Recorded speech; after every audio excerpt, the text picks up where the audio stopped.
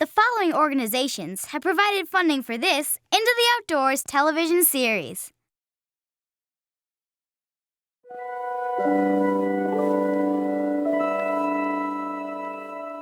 You know, there's an old story.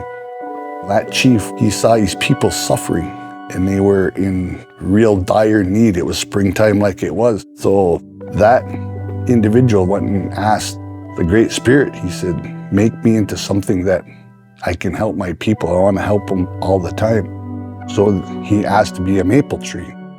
Maple in the springtime, it creates sap and sustenance for somebody in a long winter that really needs it. And you can take it down and it provides shelter. And when he gets old, you still can take him down and you still can provide him for heat. So that's how he sacrificed himself for the people. That is the legend behind that tree. We've always been here. Our creation story took place at the Menominee River. Our 5 major clans came about at the mouth of the Menominee River. And those clans were transformed into human form, being the first Menominees. The Menominees lived on the Menominee River for thousands of years. Our name Menominee means sa Algonquin word Menomin, which means wild rice. And we are Menominee, people of the wild rice. The Menominees lived on the Menominee River up until the treaty era, when our tribe was forced to sell millions of acres to the U.S. government. Chief Oshkosh, as wise as he was, said, well, I'm not going to sign the treaty. Let me move my people on the Wolf River to an area that's called the wilderness. He did decide in 1854 the Menominee Indian Reservation was established. Surrounding this forest was the European immigrants' farms for agriculture. And Oshkosh said, well, they can do that, but those trees were part of us. They have a spiritual connection to us. We have to take care of them. Said if we need any trees for any purpose, we'll start on the east boundary of the reservation and work our way to the west, meaning that only certain areas of the forest are being cut, and it's in a 15-year cycle, but it still looks the same. We have kept the forest the way it is up until today. We've always been a forest people, and some of our elders, everywhere we reside, we're always by the forest and we're always by the water. Many of our teachings come from the forest. We have our own school, our own tribal school. We set a strategic path at tribal school to make sure we incorporate all of these cultural and traditional teachings throughout the year. We started taking them out to sugar camp every spring to be able to teach our traditions, teach our culture, teach our language, and teach who we are. Poso, my name is Kino Paiwasit. I'm a cultural assistant here at Menominee Tribal School. Like a lot of these things, I was told, especially with cultural stuff, take the younger ones and go out and do it with them, and that's how these things are passed on. And if we don't do it, that's also how things are lost.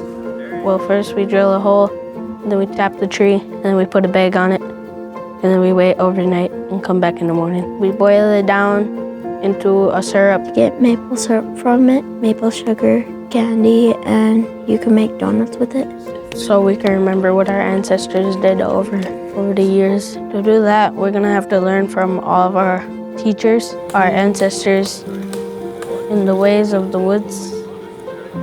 They're living beings. All these trees have spirits. And especially with this time of year, like the maple tree, the syrup and the life that it gives, and to our people, that's our bridge, so to say, of how we can connect and communicate.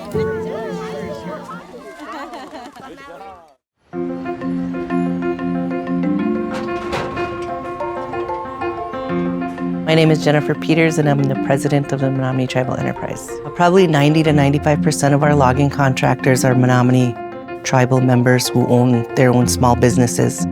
We've been collaborating quite a bit with the College of Menominee Nation and offering different types of trainings and hopefully, get them excited and wanting to get into this field.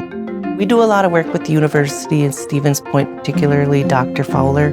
He is helping us with a feasibility study for our pulpwood, specifically looking into biochar, wood pellets, and a wood-fired energy plant. So currently we have pulpwood that we normally take to our pulp mills.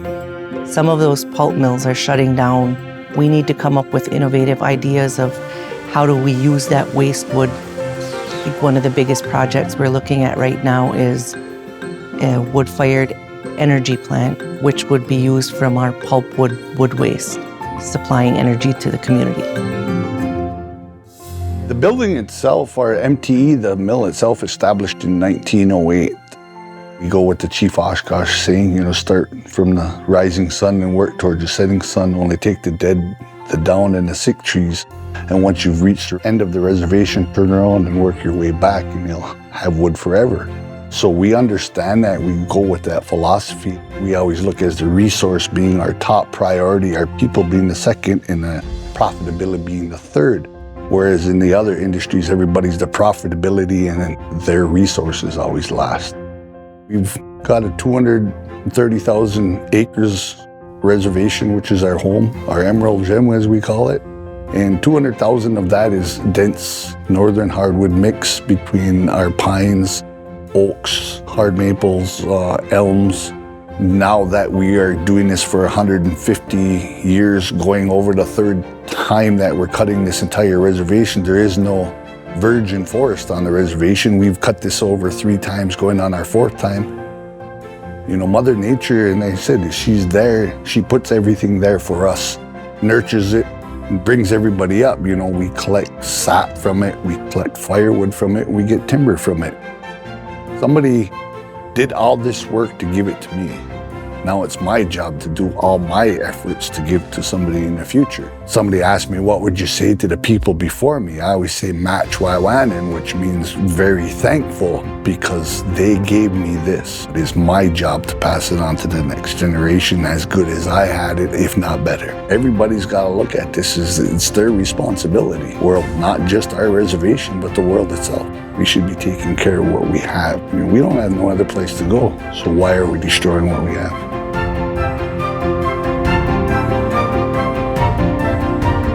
We're very well known for the size of our timber. Our size of our timber on average is probably between 1 to 2 inches wider than most mills. So, our hard maple would be big wide white boards that typically nobody in the industry has.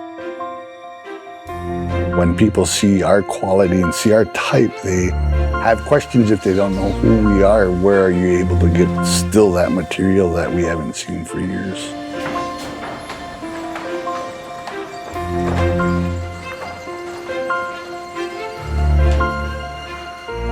We have quite a few of the UW systems to utilize our wood, and we're named in the UW system for replacement of the hardwood floors. Made us feel good knowing that our product, is well received all the way around.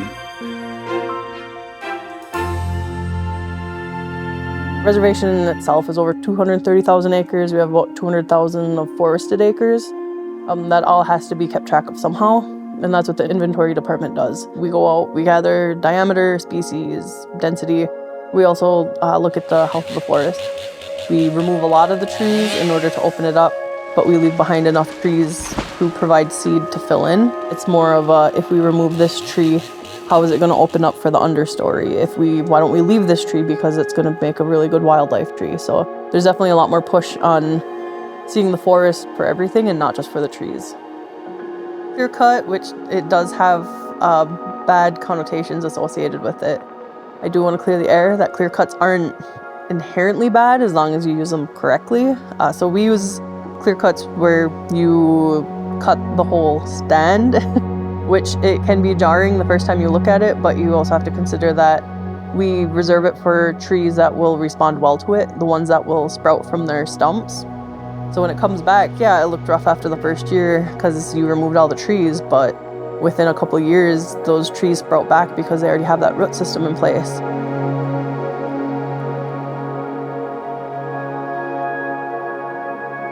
Rabbits and other animals, and then also bird species. A lot of them are edge species. One of the struggles with completely no management is, especially like what if invasives start to become involved. If there's invasive plants there and you're not making an effort to remove them, that could be an issue. As far as the trees go, they could just get too dense in there. And then they start kind of fighting each other for resources. And then these trees become more stressed. Yeah, it's nice to have these areas that are untouched by humans, but at the same time, I mean, we've always interacted with nature, so why stop now?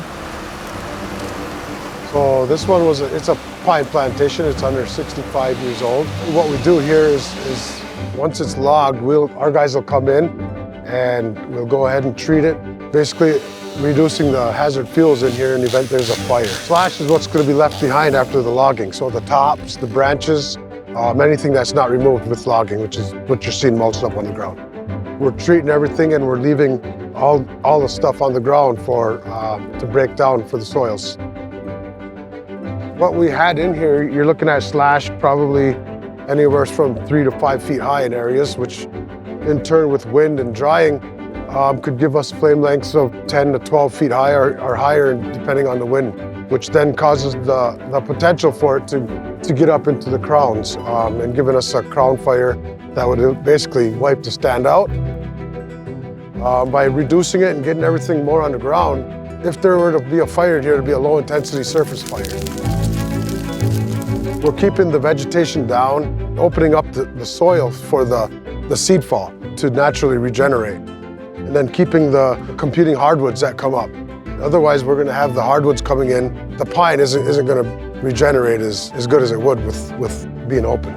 So it's all burned in a controlled environment with the favorable wind conditions, allowing us to get it black until the New Year's growth comes in and turns it green.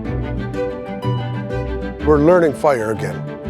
Fire was not here for a long time. Our ancestors burned, whether it was for war or prepping sites for berries, or travel, or clearing sites for homesteads.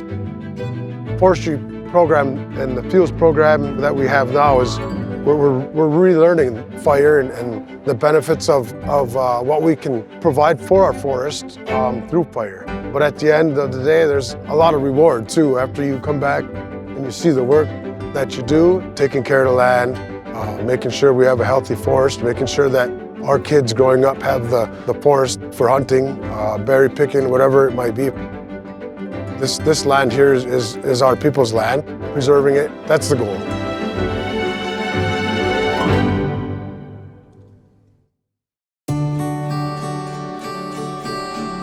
My name is Jennifer Gothier, and I'm the director of the Sustainable Development Institute at the College of Menominee Nation. Our work focuses on all the different facets of sustainability, but in an Indigenous way. The Sustainable Development Institute is currently working with energy sovereignty and exploring alternative energy uses for campus, and then providing education to community on those alternative energy sources.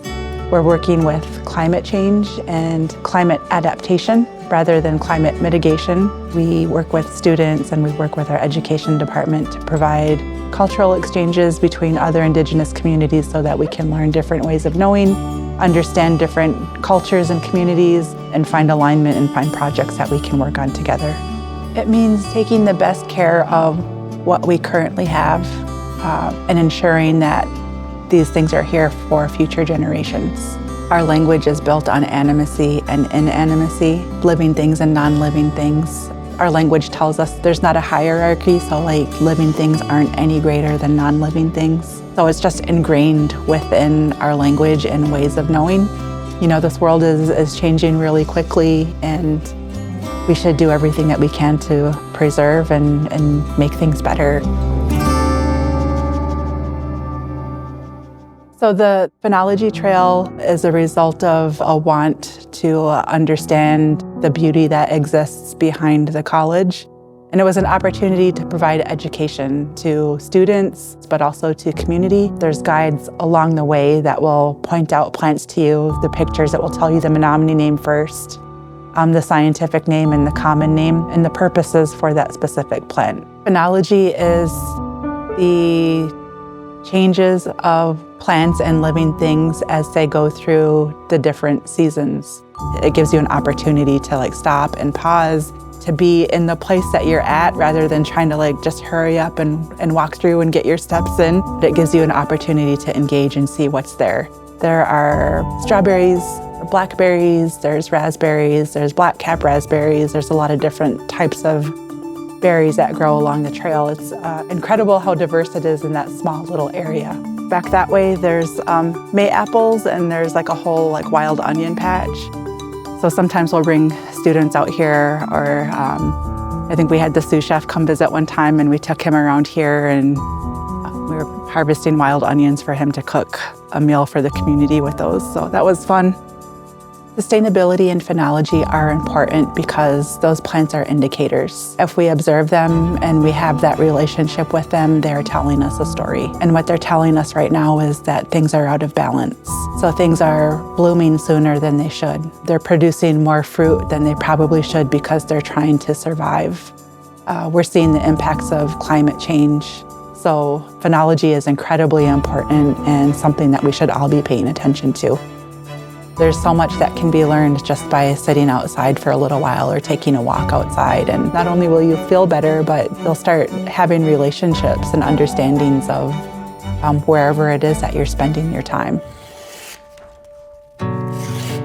Our natural environment plays a huge part. The history of our people has quite a bit of importance on us being in tune and even just out in the environment. When it comes to weaving natural materials, I've been able to learn more about the processing of black ash and inner cedar bark. Both trees are very, very important to us for different reasons. Black ash specifically is gathered in the springtime. There's a specific size that we look for. Black ash grows in swampy areas.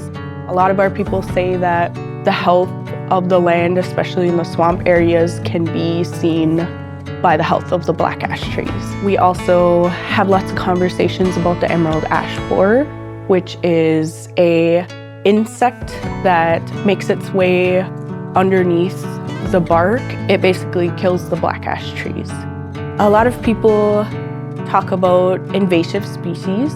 We look at it in the way of our resiliency as a people is the same for the black ash tree. Its resiliency to the species that are killing it off right now will not make it fade completely. We will still be able to gather and to use it, and hopefully there's a natural adaptation that the tree will develop.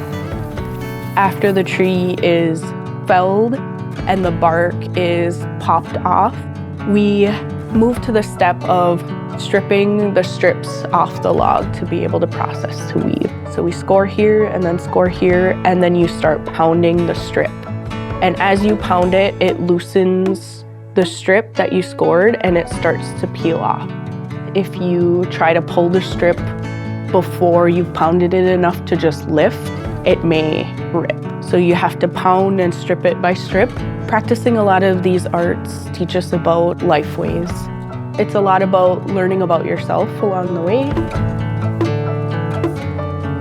So when you're getting them ready to weave, you put them in warm water, so you rehydrate them and then cut them to size and then begin your weaving. For me, wellness is woven into everything that we do. Practicing these art forms helps us to practice those old life ways of living well. The history of our homelands is rich in the way that we've kept the land preserved. So if we intentionally go out of our way to make those same things that our ancestors did, it means that we're choosing to be out in that environment. The connection is seeing ourselves as Menominee people as a part of that environment and treating it in the same way that we would treat our kin, treat our family, and treat ourselves. At the core of who we are, we're Amache Taut, Inismetokuikiki were the Menominee people of the forest because it's deeply rooted in the language and life ways of our people. I just hope that my community continues to thrive in the way that our natural environment does.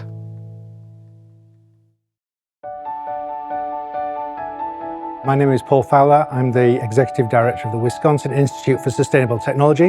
What we do here in this lab we're in right now is compostability testing. So we test a whole range of sustainable packaging materials to make sure that at the end of their life, they will decompose naturally in a compost environment.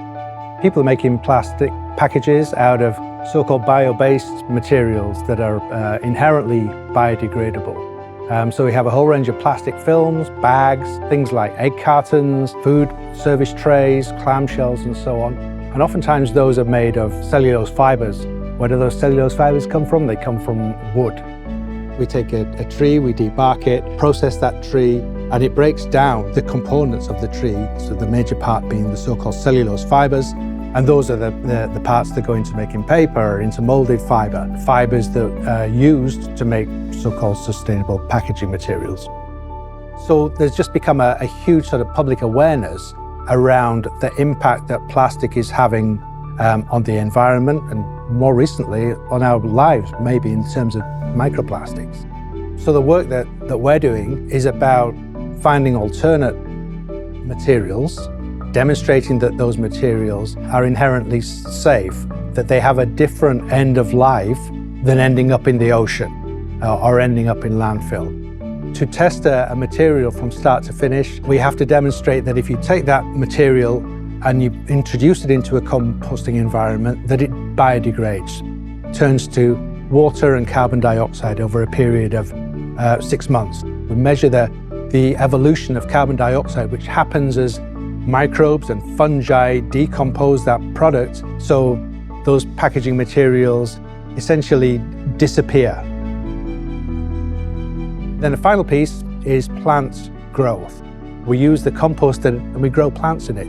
And that's important just to show that the compost that results has no ill effects on the growth of those plants, ensuring that there's no heavy metals or regulated metals present within those packaging materials. We demonstrate that there's no PFAS or no fluorine present within those materials. And then we use the equipment as well to evaluate the quality of compost. So we've been working with Menominee Tribal Enterprises, or MTE, for about a decade. So we just see them as our go-to partner when it comes to anything we want to do around forestry and forest products. We're seeing this trend away from plastics and towards paper. Mills that were making paper for magazines have closed. Owners of forests like MTE are looking to different outlets for a product that was once used by those mills. One is development of sustainable packaging. Another is looking at how we can diversify the use of those forests in different directions.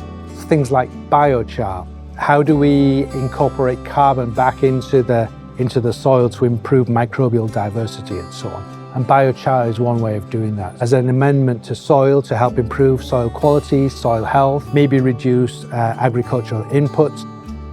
We have a feasibility study which is looking at taking some of those underutilized resources in the Menominee Forest and using those, maybe do small-scale electricity or heating plants and that sort of thing in a sustainably managed way. Biomass boiler system is a system for generating heat or power using sort of low-value elements that are coming out of wood processing, where the only sort of beneficial use would be to burn them to create that energy and then to generate either steam or electricity or both. And that's key, not burning fossil fuel, not using natural gas or not using coal. But the big difference between burning coal or oil or natural gas is the age of that carbon. The carbon in a tree is as old as the tree. You're just returning carbon that was carbon dioxide in the air, that was photosynthesized and brought into the tree, and you're returning that carbon back into the environment. So it's in a circle like that. With coal, you're mining carbon that has been fixed in the earth for millions of years, right? And has been stored there. When you burn that, you're introducing old carbon back into the atmosphere that wasn't in the atmosphere for 60 million years. UW-Stevens Point's College of Natural Resources is the largest natural resource program in the United States. And our program is focused on all aspects of forestry through forest products and so on. There's a career for anyone from a computer scientist to someone who wants to be out in the woods, to someone who wants to be designing a home. There's something there for everyone. Existence of life on this planet. So get involved in forestry, help protect those forests, help diversify the product range that can come from forests, and you've got a career for life. And so when we look at things in terms of our forest, our diversity, we look at how our people lived in harmony with the forest. There was always a balance. We never took more than we needed. There was always a giving back of some sort, always keeping that relationship we have with the forest, with the trees, with our environment, and with our clan relatives. Understanding the forest is our life, and our life is the forest.